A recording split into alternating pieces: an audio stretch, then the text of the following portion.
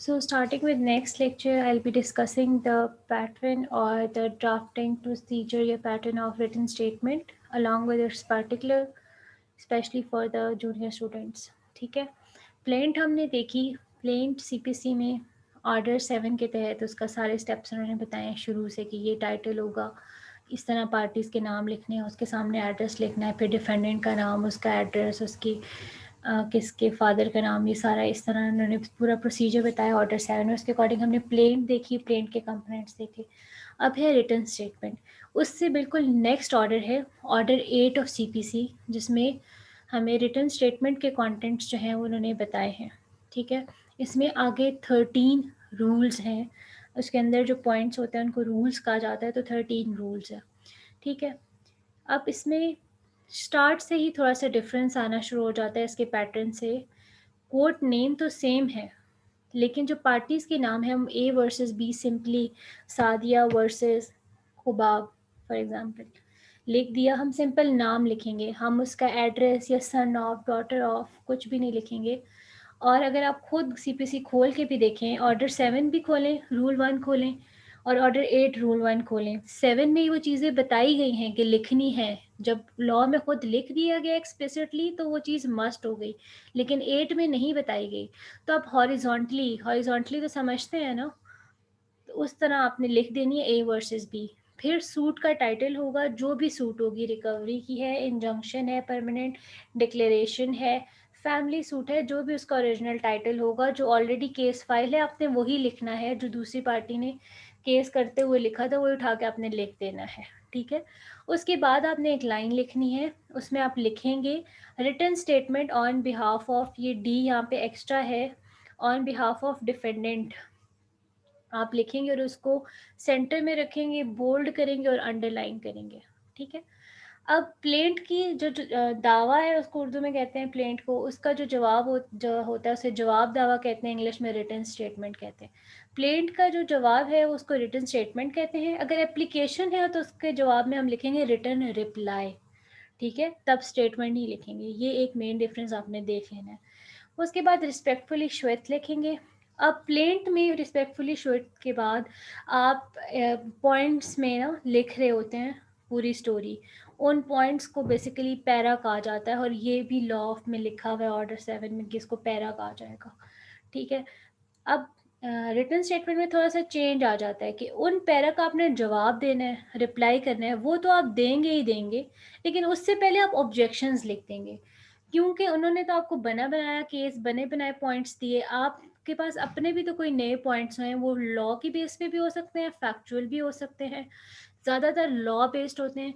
तो आप वो पॉइंट्स कोर्ट के सामने लाना चाहते हैं, तो आप ऊपर अलहदा से एक हेडिंग बना के, प्रिलिमिनरी ऑब्जेक्शंस की हेडिंग बना के उसमें सारे पॉइंट्स लिख देंगे, लीगल भी। और अगर जो बहुत ज़्यादा रेलेवेंट है फैक्चुअल, वो एक दो लिख सकते हैं, लेकिन ज़्यादातर फैक्चुअल अवॉइड किए जाते हैं। फिर ये बात तो बहुत कॉमन है और अब आपको पता होनी चाहिए, वो प्रिलिमिनरी ऑब्जेक्शन हो या रिप्लाई हो पैरावाइज का, या वैसे आप प्लेंट लिख रहे हो या रिटन स्टेटमेंट, सेंटेंस दैट से स्टार्ट होगा। ठीक है, प्रिलिमिनरी ऑब्जेक्शन लिख दिए, दैट से लिख लिख के सारे आपने कर दिया। अब आप ऑन फैक्ट्स आ जाएं कि अगर प्लेंट में उन्होंने 10 पॉइंट्स लिखे हैं, तो आपने अब उन 10 पॉइंट्स का वन बाय वन उसी सीक्वेंस, जो उधर नंबर 1 है इधर भी नंबर 1 होना चाहिए, और आप लिखेंगे कि पैरा नंबर 1, पैरा नंबर 2, या वही पॉइंट्स डाल दें। अगर आप पैरा नंबर नहीं लिख रहे तो आप उसको उस वाइज रिप्लाई करेंगे। ठीक है, अब इसमें ऑर्डर 8 में एक बात लिखी हुई है कि आपका जो डिनायल है वो स्पेसिफिक होना चाहिए, एवेजिव नहीं होना चाहिए। इसका क्या मतलब है कि आप ये ना करें कि उन्होंने 10 पॉइंट लिखे हैं, आप एक पैराग्राफ में जवाब दे दें, जी ये सारी बातें जो उन्होंने की हैं हमने सुन ली हैं, ये ठीक है, ये गलत है। ऐसा आप नहीं कर सकते। You should be specific. अगर उधर पॉइंट 1 है तो आप पॉइंट 1 का जवाब देंगे, उधर पॉइंट 2 है तो आप पॉइंट 2 का जवाब देंगे, उधर पॉइंट 3 है तो उधर आप पॉइंट 3 का जवाब देंगे। ठीक है, और इसके अलावा आप सिंपल ये भी नहीं कर सकते, चलें आपने ये बात तो मान ली कि 1 to 1, 2 to 2, 3 to 3 आपने इस तरह रिप्लाई किया। अब आप हर जगह लिख दें, किसी का कैमरा ऑन है, अब आप हर जगह ये लिख दें कि incorrect, admitted as incorrect, denied. आप इस तरह भी नहीं लिख सकते, आपको कुछ ना कुछ थोड़ी बहुत रीज़न देनी पड़ेगी। अगर आपको लगता है कि आप उस पैरा के जवाब के साथ वो पॉइंट ऐड नहीं कर सकते, वो सही नहीं लगेगा, बुरा लगेगा या एडजस्ट नहीं हो रहा, तो आप ऊपर प्रिलिमिनरी ऑब्जेक्शन में तो एटलीस्ट लिखें कि आपका ये स्टांस है। आप पूरी स्टोरी को मतलब ऑब्जेक्शन में भी आपने 2 बातें लिख दी, लॉ और प्रोसीजर नहीं बनता, कॉज़ ऑफ एक्शन नहीं बनता, अनमेंटेनेबल नहीं है। आपने नई बात तो कोई ना बताई ना, ये तो जनरल हर बंदा ही लिख देता होता है, ठीक है? और आपने नीचे भी इनकरेक्ट या डिनाइड लिख दिया, उधर भी कोई रीज़न ना बताई। तो आपकी ये वाली जो हरकत है, उसे एडमिशन माना जाएगा कि आप जानबूझ के ऐसे कर रहे हैं और जो प्लेंटिफ का केस स्ट्रॉन्ग हो जाएगा। तो आपने वो चीज़ अवॉइड करनी है, आपने इवेसिव डिनायल नहीं करना, आपने स्पेसिफिक करना है विद रीज़न्स। थोड़ी बहुत जो सर्कमस्टांशियल रीज़न्स बनती हैं वो आपने देनी है, जो वहाँ पे आप ऐड नहीं कर सकते, आपने ऑब्जेक्शंस में ऐड करनी है। यहाँ पे मैंने ब्रैकेट में लिख दिया, meaning thereby you have to reply each para separately, plus you cannot write denied or admitted as incorrect, you have to write any circumstantial brief reason with that। ठीक है? फिर एक और कॉन्सेप्ट डिस्कस है order 8 में, set of का, और एक है काउंटर क्लेम का, जो इंडियन सीपीसी में ऐड कर दिया गया है, लेकिन पाकिस्तानी सीपीसी में काउंटर क्लेम का कंसेप्ट अभी तक ऐड नहीं किया गया। ठीक है? अब इसमें जो है, आप अगर देखें, सेट ऑफ बेसिकली वो ये है, ज़्यादातर नॉर्मल फैमिली सूट्स में इस तरह सेट ऑफ नहीं लिया जाता, लेकिन रिकवरी की सूट्स में है। वो दावा करते हैं कि इसने मेरे 50 लाख देने हैं, तो वो रिटर्न स्टेटमेंट में ये बात करता है कि 50 लाख तो देने हैं, इसने भी मेरे 20 लाख देने थे, इससे रेलिवेंट इस एग्रीमेंट में। तो अगर ये मुझे देगा तो तब हमारा एग्रीमेंट पूरा होगा, तब कंडीशंस होंगी। तो ये जो उसने एक स्टांस ले लिया, ये सेट ऑफ है। उसने इसको सो सेट ऑफ बेसिकली उसने वही स्टांस उसी प्लेन जो केस फाइल था उसकी रिटर्न स्टेटमेंट में लिख दिया, तो ये उसने सेट ऑफ ले लिया कि अगर इसने लिखा है कि इसने मैंने इसके 50 लाख देने हैं, 2 करोड़ देने हैं, इसमें से 40 लाख या 30 लाख इसने मेरे देने हैं, एग्रीमेंट ऐसे हुआ था। तो वो जो उसने काउंटर सूट, मतलब उसने अलहदा से सूट नहीं किया, लेकिन उसने उसी में वो पॉइंट ऐड कर दिया, तो ये एक तरह से सेट ऑफ है। अगर वो अलहदा से सूट फाइल करता इसी से रेलिवेंट, तो वो काउंटर क्लेम हो जाता, वो एज अ सेपरेट सूट माना जाता। ठीक है? इस कॉन्सेप्ट को सेट ऑफ और काउंटर क्लेम में क्या डिफरेंस है, 9 to 10 पॉइंट्स होते हैं, अलहदा से शॉर्ट सी वीडियो में ऐड कर दूंगी। अभी हमारा मेन पर्पस क्या है कि हम रिटन स्टेटमेंट की ड्राफ्टिंग को देखें, इसलिए मैंने इसकी ब्रैकेट में लिख लिया कि रेयर केसेस होते हैं जनरली। अभी आपको ओवरऑल रिटन स्टेटमेंट देखनी है कि इसमें क्या क्या सीक्वेंस या क्या क्या इसके एसेंशियल इंग्रेडिएंट्स हैं। ठीक है? उसके बाद आपने प्रेयर लिखनी है और सिग्नेचर आपने देखने हैं। सिग्नेचर्स मस्ट होने चाहिए, उसके बगैर वो एक्सेप्ट नहीं होती। ठीक है? और अगर आपने ऐसे सबमिट कर दी, फिर आपको अमेंडमेंट या कोई ना कोई एप्लीकेशन देनी पड़ेगी कोर्ट में। अब आ जाते हैं, वो तो मैंने आपको वैसे पॉइंट्स बता दिए, 13 पॉइंट्स बता दिए। अब यहाँ पे मैं आपको एक बात बताऊँ कि अगर आपसे कोई पूछता है essential ingredients of written statement, मैंने तो बहुत ज़्यादा डिटेल्ड बता दिए हैं ताकि आप लोगों को पेपर में सवाल आए या कहीं और लिखना हो या खुद लिख रहे हों, तो अगर आपके माइंड में होगा तो आप इस सीक्वेंस के साथ लिखेंगे, तो पॉसिबल है कि आप 95% 90% सही तरह रिटन स्टेटमेंट लिख लें, कोई आपकी गलती ना निकाले। लेकिन अगर आपसे वाइवा में पूछते हैं और आपके पास है ही 20-30 सेकेंड्स, तो आप जनरली क्या बताएंगे रिटन स्टेटमेंट में? कोर्ट का नाम होता है, पार्टीज का नाम होता है, उसमें एड्रेस वगैरह की ज़रूरत नहीं है, सूट का टाइटल होगा जो ओरिजिनल है, उसके बाद आप एक लाइन लिखेंगे रिटन स्टेटमेंट की, उसको अंडरलाइन कर देंगे। उसके बाद वैसे ही रिस्पेक्टफुली श्वेत बेशक बता दें, ना भी बताएं तो ठीक है, मेन बात बताने वाली रिटन स्टेटमेंट में, या जो अगला बंदा आपसे डिमांड कर रहा होता है, आप ये बताएं कि इसका स्टार्ट प्रिलिमिनरी ऑब्जेक्शन से होगा, उसके बाद पैरावाइज रिप्लाई होगा। ठीक है? और उसके बाद हमारी प्रेयर होगी और सिग्नेचर करा लेंगे। उसमें आपको ये डिनायल और सेट ऑफ की बात करने की ज़रूरत नहीं है। वो बेसिकली फोकस ये कर रहे होते हैं कि कोर्ट का नाम, पार्टीज़ के नाम में एड्रेस वगैरह लिखने की ज़रूरत नहीं है, सूट का टाइटल है, फिर आप लिखेंगे रिटन स्टेटमेंट, प्रॉपर हेडिंग देंगे, उसको अंडरलाइन करेंगे, उसके बाद आपने प्रीलिमिनरी ऑब्जेक्शंस लिखने हैं, उसके बाद फैक्ट्स का रिप्लाई होगा, उसके बाद जो है प्रेयर और सिग्नेचर्स होंगे। वो आपसे ये डिमांड कर रहे होते हैं, तो आपने उस लिहाज से जवाब देने, अगर आपसे पूछें कि एसेंशियल इंग्रेडिएंट्स क्या हैं। वैसे पेपर के लिए, पेपर अटेम्प्ट करने के लिए या ड्राफ्टिंग के लिए आपको ये पॉइंट इस सीक्वेंस में लिखें तो आपको सारी चीज़ें याद रहेंगी। ठीक है? अब हम इसकी प्रैक्टिकल एक सैम्पल मैंने लिखा है, वो आप लोग वैसे हम जनरली हम भी कहते हैं कि टीचर जो है सबसे आसान सैंपल लिखाता है और असाइनमेंट जो है बहुत डिफरेंट मुश्किल सी दी जाती है। करूँगी मैं भी आप लोगों के साथ यही, क्योंकि आप लोग सीख जाएँ। आसान सैंपल ये मैंने इसलिए उठाया है कि ओरिजिनल केस था, रीसेंट केस ही था, इसका मैंने खुद रिटन स्टेटमेंट तैयार की और ईज़िली आपको समझ आ सकता है, क्योंकि इसमें थे ही 3-4 पैराग्राफ पूरे उसमें प्लेंट में। अब ऑब्जेक्शन में हमने बातें तो लानी थी, तो मैंने काफ़ी केसेस में से पढ़ा और पॉइंट्स ऐड किए, तो थोड़ा सा टेक्निकल भी था, तो इस वजह से मैंने ये सैंपल आपके सामने यहाँ पे रखा है। सबसे पहले टाइटल हो गया, कोर्ट का टाइटल हो गया, वो कोर्ट नेम जो है वो हमने लिख दिया। पॉइंट 1 भी मैंने यही लिखा था, in the court of Nadia Ali जज फैमिली कोर्ट इस्लामाबाद। जो भी आपकी कोर्ट होगी उन जज का नाम या फैमिली कोर्ट जनरली आप लिख देंगे। उसके बाद मैंने लिखा पार्टीज़ का नाम हॉरिजॉन्टली, तो जिसका हॉरिजॉन्टल और वर्टिकल ख़राब है आप वो देख लें, यहाँ से इस तरफ आएंगे ये हॉरिजॉन्टल है, राशिद महमूद वर्सेस हिरा इलियास। वही केस था जो मैंने आपको जिसकी अभी प्लेंट बताई, हमारी क्लाइंट हिरा इलियास थी, ठीक है। अब इसके हस्बैंड ने वो फैमिली सूट था अलहदा से, डिसोल्यूशन का, मेंटेनेंस का, उन्होंने तंग करने के लिए एक विजिटेशन राइट्स का जो है केस फाइल कर दिया कि बच्ची को बाप से मिलने दिया जाए ना। लेकिन उन्होंने एक काम किया कि ये केस उन्होंने फाइल किया थ्रू अटॉर्नी। अब मिले तो बाप मिले, क्योंकि मिलने का ये जो केस लॉज हैं उसमें ये है ना कि बाप से मिले, फैमिली जो उनका जो इंस्टीट्यूशन है उसको प्रोटेक्ट करे, गलत इमेज ना जाए बच्चों के। लेकिन अटॉर्नी के मिलने का तो कोई कॉन्सेप्ट ही नहीं है, सिर्फ सिवाय उसके जो ब्लड रिलेशन है, वो भी इस केस में अम्मी या अब्बू की डेथ हो जाए, मुझे तो सारे यही प्रेसिडेंट मिले। तो ये सारा सिनेरियो रखते हुए जो है उसके हम जवाब दे रहे हैं, इसलिए अब यहाँ पे राशिद महमूद पहले है, उन्होंने केस किया था, हम इसका जवाब दे रहे हैं।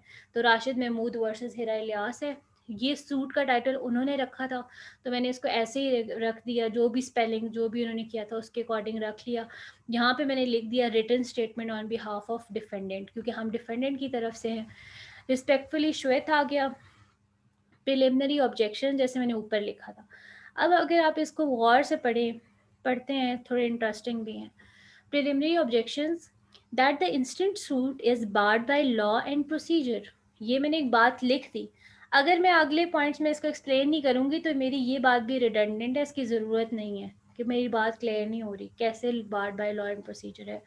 That the instant suit has been filed through special attorney, एक तो वो स्पेशल अटॉर्नी के थ्रू फाइल की गई, and no copy of special attorney is annexed with plaint, कि उन्होंने कहा कि थ्रू अटॉर्नी नीचे लिखा हुआ है, थ्रू अटॉर्नी सिग्नेचर भी कराए हुए हैं, लेकिन पावर ऑफ अटॉर्नी की कॉपी नहीं लगाई।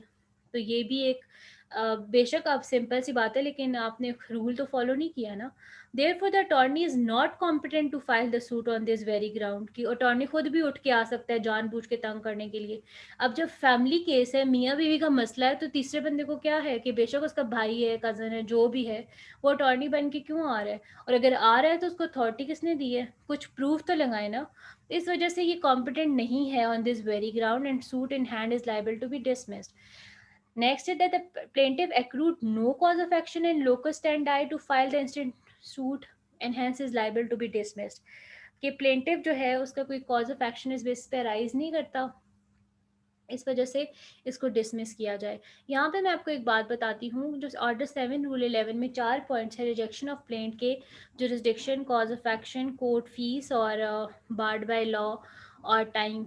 बेसिकली सबसे पहले फोकस किया जाता है उनमें से जो यहाँ पे रेलिवेंट लगते हैं आप लगा दें। अगर आपको पता है कोर्ट की जुरिस्डिक्शन बनती है, बंदा इस्लामाबाद में ही रहता है या फीमेल इस्लामाबाद में ही रहती है, वो तो आप पॉइंट नहीं लिखते, लेकिन जो रेलिवेंट होते हैं सबसे पहले उन चारों में से जो लगते हैं वो लगाते हैं, उसके बाद आप 3-4 और प्रीलिमिनरी ऑब्जेक्शंस लिख सकते हैं, ये एक शॉर्टकट है, ठीक है। फोर्थ पॉइंट जो हमने लिखा है प्रीलिमिनरी ऑब्जेक्शन में, that no proper procedure has been adopted as no affidavit is attach herewith the plaint, therefore plaint is not maintainable in its present form, कि उन्होंने जो अपनी प्लेंट लिखी, प्लेंट के साथ एफिडेविट लगता है या जो उन्होंने सर्टिफिकेट वगैरह लगाना था वो उन्होंने प्रॉपरली लगाया ही नहीं, अटैच ही नहीं किया, क्योंकि उन्होंने इसके साथ एप्लीकेशन भी लिखी थी। एप्लीकेशन वाला पार्ट यहाँ से मैंने रिमूव कर दिया है, हम सिर्फ प्लेंट को डील कर रहे हैं, तो उन्होंने उसके साथ प्रॉपर एफिडेविट नहीं लगाया, वो भी उनकी जो है क्या है, गलती है, नेग्लिजेंस है। Therefore plaint is not maintainable in its present form, कि इस तरह जो उन्होंने दायर किया है ये नहीं हो सकता, ये मेंटेनेबल नहीं है। Fifth point है that the plaintiff does not come to the court with clean hand and also suppress the material facts intentionally from this honorable court, कि वो उसकी जो malified intention है, ulterior motives है, next point में लिख दिया, और उसने कुछ facts clearly नहीं बताए, facts छुपा रहा है। क्योंकि पिछले फैमिली केस में वो बंदा कह रहा था कि मैं बाहर रहता हूँ, सऊदीया होता हूँ, यहाँ होता हूँ, वहाँ होता हूँ, मैं नहीं आ सकता, इसलिए मैं ये केस ना फैमिली का डिसोल्यूशन का, मेंटेनेंस का अपने अटॉर्नी भाई के थ्रू चला रहा हूँ। उसकी जगह भाई पेश होता था, बंदा आता ही नहीं था, छुप जाता था। अब केस उन्होंने फाइल कर दिया विजिटेशन का, खुद ही फंस गए कि विजिटेशन का राइट तो बाप को मिलेगा ना, बाप मरा तो नहीं है। तो उस पे की बेसिस पे कि इसने प्रॉपर मटेरियल फैक्ट्स नहीं बताए, हमने उस पॉइंट को माइंड में रखते हुए ये लाइन लिख दी, ये ऑब्जेक्शन लिख दिया। That suit is filed with ulterior motives and afterthoughts and counterthoughts of the current circumstance of legal proceedings। ठीक है, कि उसके बाद वो जैसे जैसे उसको प्रोसीडिंग्स पता चल रही हैं उसके अकॉर्डिंग वो तंग करने की कोशिश कर रहा है। अब ये जो वर्ड्स है, इनको में से देख सकते हैं आप, नई चीज़ें भी ऐड कर सकते हैं। हर दफ़ा जब आप केस ड्राफ्ट करें, प्लेन रिटन स्टेटमेंट, नए वर्ड्स ऐड किया करें। केसेस को पढ़ेंगे, जजमेंट्स को, तो जजमेंट्स को पढ़ने का लोग क्यों कहते हैं, वो इसलिए नहीं कहते कि जज ने कहा है आप रटा लगा लें तो आपको कॉन्सेप्ट आ जाएगा। बेसिकली वो इसलिए कहते हैं कि आपके दिमाग में नए नए वर्ड्स जाएंगे, लीगल वर्ड्स जाएंगे, आप लिखेंगे तो आपका लिखने का पैटर्न कल को अच्छा होगा। आप खुद अगर ड्राफ्टिंग करते हैं या जुडिशरी में भी जाते हैं तो आपको ऑलरेडी एक आपका माइंड सेट बना हुआ होगा कि इस तरह लिखा जाता है। तो आप नए नए वर्ड्स सीखें, और लीगल वर्ड्स, सिंपल इंग्लिश नहीं, लीगल लैंग्वेज के वर्ड्स जो इधर फिट हो सके आप उसमें करें, और प्रिसाइज सी।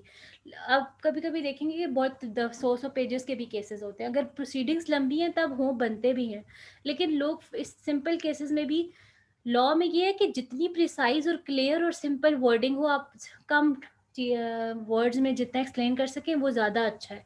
लेकिन लोगों को लगता है कि 10 पेजेस की लिखेंगे तो शायद बड़ा इम्पैक्ट पड़ेगा, बंदा खुद ही अक्सर फंस जाता है। तो प्रिसाइज और क्लियर लिखने के लिए आपने अपने वर्ड्स पे गौर करना है, नई नई चीज़ें सीखनी है। ठीक है, पॉइंट 7 क्या था, that the plaintiff appears not to be sensible and conscious of his social responsibility, hence this suit is liable to be dismissed। ये पॉइंट लिखते हुए मेरे माइंड में ये था कि वो बाप है, पिछले 7 सालों से पूछा ही नहीं, बच्ची 7 साल की हो गई है, अभी तक उसने पूछा नहीं, एक दफ़ा सिर्फ उसने मेंटेनेंस दी है, और यहाँ पे आ गया जी विजिटेशन राइट का। तो हमने अपने क्लाइंट को प्रोटेक्ट करना था, उसकी बेसिस पे मैंने इस थॉट के साथ ये पॉइंट लिखा।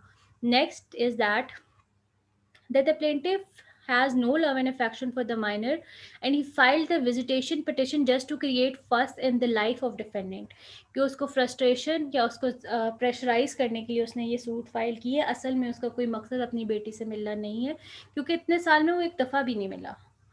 ठीक है, this situation may vary from case to case. Point 9 is that the meetings of minors with parents should preferably be held to familiarize। ये मैंने केस लॉज में से उठाया था, इस पॉइंट को अगर आप गौर से पढ़ें, आप इस तरह पॉइंट्स उठा सकते हैं। अगर आपको समझ ना आए कि हम ऑब्जेक्शन क्या लिखें तो आप उससे रेलेवेंट केसेस सर्च करें, गूगल पे करें, लॉ साइट की एक्सेस है उस पर करें। तो वहाँ पे उन्होंने फैमिली के जो केसेस में लिखा हुआ था कि जो meeting of minors with parents है should preferably be held to familiarise minors with environment there, to strengthen a healthy relationship and dispel fears of a future reunion। But अब मैंने इसको अपने केस से रिलेट किया, but this is not the case here as this suit is also filed through attorney hence liable to be dismissed. ठीक है, अब क्योंकि उसके 3-4 पॉइंट्स थे, हम उधर ज़्यादा जवाब नहीं दे सकते थे, तो यहाँ पे हमने जितने देखे थे, तो प्रिलिमिनरी ऑब्जेक्शन आप देखें 11 ऑब्जेक्शंस लिखे हैं। नॉर्मली 4-5 लिख के लोग ख़त्म कर देते हैं, लेकिन हमने अपनी यहाँ पे बात समझाने की कोशिश की है ताकि फर्स्ट हेयरिंग में ही उनका जो दावा है वो रिजेक्ट हो जाए। That the plaintiff is not residing in Pakistan, thus mechanical and periodical order of visitation is not tenable, justifiable, hence liable to be dismissed। आप अगर विजिटेशन से रिलेटेड रेलेवेंट केसेस देखें तो उन्होंने एक सीक्वेंस बताया होता है। इन्होंने अपनी प्लेंट में एक साइटेशन भी साइट की थी कि सुप्रीम कोर्ट की जजमेंट थी, इसके अकॉर्डिंग हमें मिलने की इजाज़त दी जाए। उसमें उन्होंने बताया गया था कि दिन को मिलेंगे, शाम को मिलेंगे, ईद को मिलेंगे, ऐसे मिलेंगे, वैसे मिलेंगे, पूरा एक स्केजुअल बनाया था। लेकिन वो पीरियोडिकल ऑर्डर या मैकेनिकल ऑर्डर ऑफ विजिटेशन यहाँ पे जस्टिफिएबल था ही नहीं, क्योंकि बंदा तो खुद पाकिस्तान से बाहर रहता था और वो कहता है मैं अफोर्ड नहीं कर सकता मेंटेनेंस देना, तो बच्ची बाहर तो मिलने नहीं जा सकती, और वो खुद भी नहीं आ सकता क्योंकि पिछले 2-2.5 साल से केस चल रहा है, खुद तो आया नहीं है वो। तो इसकी वजह से ये मटेरियल डिफेक्ट्स आ गए, और हमने लिख दिया that on the basis of this the suit is liable to be dismissed. और फिर 11th point, that attorney here is not a natural guardian under any provision of law. अब यहाँ पे आप लॉ की बात करें, आपको लॉ पता होगा गार्डियन से रिलेटेड, तो तब आप लिख सकेंगे ना कि नेचुरल गार्डियन को राइट होता है कि विजिटेशन राइट्स का, और फादर या मदर नेचुरल गार्डियन होते हैं, अटॉर्नी नहीं होता। That attorney here is not a natural guardian under any provision of law. Hence, this suit is liable to be dismissed. Only father himself, being natural guardian, had a right to meet minor for a reasonable time to familiarize with them, so that minor could recognize him and could develop love, bondage and affinity for him. हमने कोई negative बात नहीं की, लेकिन हमने जो है court को बता दिया कि नेचुरल गार्डियन तो फादर होता है, ताकि वो आए, मिले, फेमिलराइज हो, बॉन्डेज हो, लव हो, एफिनिटी हो। ये अटॉर्नी तो नेचुरल गार्डियन है ही नहीं। Hence suit is liable to be dismissed. हमने कोई टॉक्सिक बात नहीं की, लेकिन हमने लॉ के थ्रू उनको बता दिया है। अब हमने ऑन फैक्ट्स लिखा, उन्होंने टोटल 5 पॉइंट्स लिखे थे, उसी में कॉज ऑफ एक्शन और जुरिस्डिक्शन भी थी। तो अब हमने अपनी बात समझानी तो थी, तो हमने 11 पॉइंट्स ऑब्जेक्शंस के लिख दिए। नंबर 1 को हमने करेक्ट कर दिया, इसमें लिखा हुआ था एड्रेस वगैरह, और लिखा हुआ था कि ऑलरेडी सूट चल रहा है, तो हमने करेक्ट कर दिया, क्योंकि वो तो सही बात थी ना, कोर्ट को खुद भी पता था, उन्हीं के पास केस चल रहा था। दूसरा उन्होंने पॉइंट लिखा था कि ये खुद उठ के गई थी, सारी चीज़ें भी ले गई, और सोना वगैरह सब ले गई, तो हमने लिखा incorrect, hence denied vehemently. The plaintiff himself kicked out the defendant wife along with minor daughter from his house within 3 apparels after snatching all belongings. कि उसने कहा कि चीज़ें ले गई है और खुद गई है, तो हमने इनकरेक्ट कर दिया, डिनाई कर दिया, साथ अब हमने स्पेसिफिक रीज़न भी दे दी। ठीक है, स्पेसिफिक डिनाइल किया कि हमने, उसने खुद मार के उसको निकाला छोटी बच्ची के साथ विद इन 3 apparels, जो कपड़े उन्होंने पहने हुए थे उसी में इस तरह धक्के मार के निकाल दिया, और सारी चीज़ें खींच ली थी। हमने कोर्ट को बता दिया कि जानवर के झूठ बोला, इसने तो चीज़ें खींच ली, हमारे पास तो गोल्ड है ही नहीं, इसीलिए तो हमने पिछले सूट में लिखा हुआ है कि हमें रिकवर करा के दें। Third point is incorrect, has denied categorically. ये भी उनका पॉइंट था कि ये इसी तरह से रेलिवेंट था कि जानबूझ के मिलने नहीं देती, जब मिलने की कोशिश की गई है तो उन्होंने मना किया है, और बार बार जो हम मिलने भी जाएं तो आगे से रोकती हैं। तो हमने वो भी इनकरेक्ट किया, हैज़ डिनाइड कैटेगोरिकली, और लिख दिया कि ये जानबूझ के ऐसी स्टेटमेंट दे रहे हैं, it is just to harass the defendant. ठीक है, आगे है not admitted to extent of jurisdiction because no court can grant visitation right to attorney of a live natural guardian.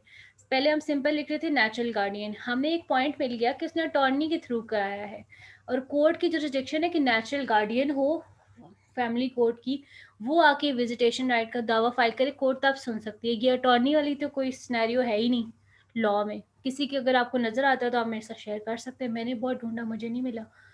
ठीक है, हमने लिख दिया कि इस कोर्ट की जुरिस्डिक्शन नहीं बनती, क्योंकि ये केस फाइल किया गया अटॉर्नी के थ्रू, और अटॉर्नी भी ऐसा है जो alive natural guardian, natural guardian मरा हुआ हो फिर भी बात है, सूट भी विजिटेशन का है और अलाइव नेचुरल गार्डियन है, ये नहीं